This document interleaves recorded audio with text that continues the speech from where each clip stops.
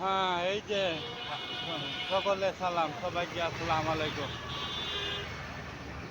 সবাইকে আসসালামু আলাইকুম। সবাই কেমন আছেন? যে লাউ গাছ, পুঁই শাক, চিচিঙ্গা, কদর, তারপরে পিত্তাতে গাছ, পেঁপে গাছ, তারপরে শিমলা গাছ, তারপরে দাঁড়া গাছ, তরকারি খাওয়া দাঁড়া গাছ। আর অনেক সুন্দর সুন্দর এই দেখেন ভালো করে কদর গাছ, এই যে ফুল, অনেক ফুল।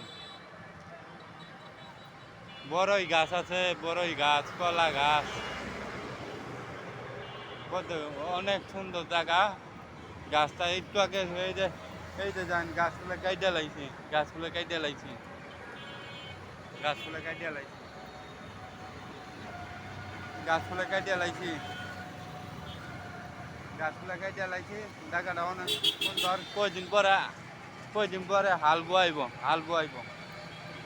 হাল বইলে চাষ করলে দাঁড়া লাগামু, আলু ক্ষেত লাগামু, আলু ক্ষেত, আলু লাগাইবো, আলু গোটা গাছ, তারপরে বেগুন গাছ লাগাইব। বেগুন গাছ যখন লাগামু তখন ভিডিও করবো, বেগুন গাছ যখন লাগাইব তখন ভিডিও করবো। মানে পেঁপে গাছ, মানে সাজনা, সাজনা গাছ, সাজনা ডাইলের লগে দিলে অনেক মজা লাগে, অনেক সুন্দর।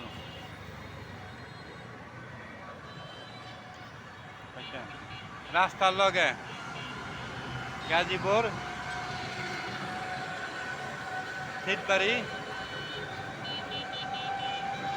শীতবাড়ি মেডিকেলের লগে।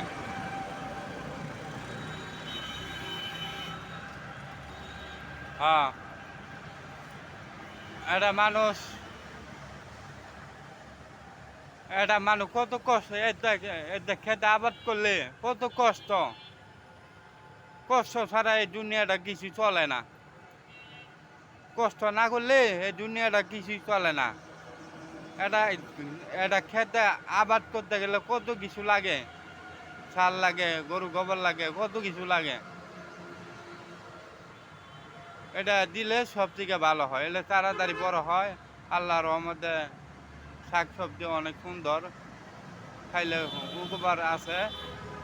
কিন্তু এলে খেতের মধ্যে হাল বোয়াই আর চাষ কইরা পরে গাছ লাগায়, এছাড়া তো কেউ লাগায় না। চাষ করলে অনেক কিছু পরিশ্রম করলে, পরিশ্রমে হালাল পথে হইলে অনেক সোয়াব, হালাল পথে এটি করলে অনেক সোয়াব। আর মাইসে কি করে, কি সব একটা না একটা ভুল করলে একটু সহজে হয় না, ভুল করলে একটু সহজে ভালো হয় না। নিয়ম মতো চাষ করলে অনেক ভালো হয়, নিয়ম মতো চাষ করলে অনেক ভালো হয়। আশা করি সবাই ভালো থাকবেন, সুস্থ থাকবেন। আল্লাহ হামদুলিল্লাহ, গুড বাই।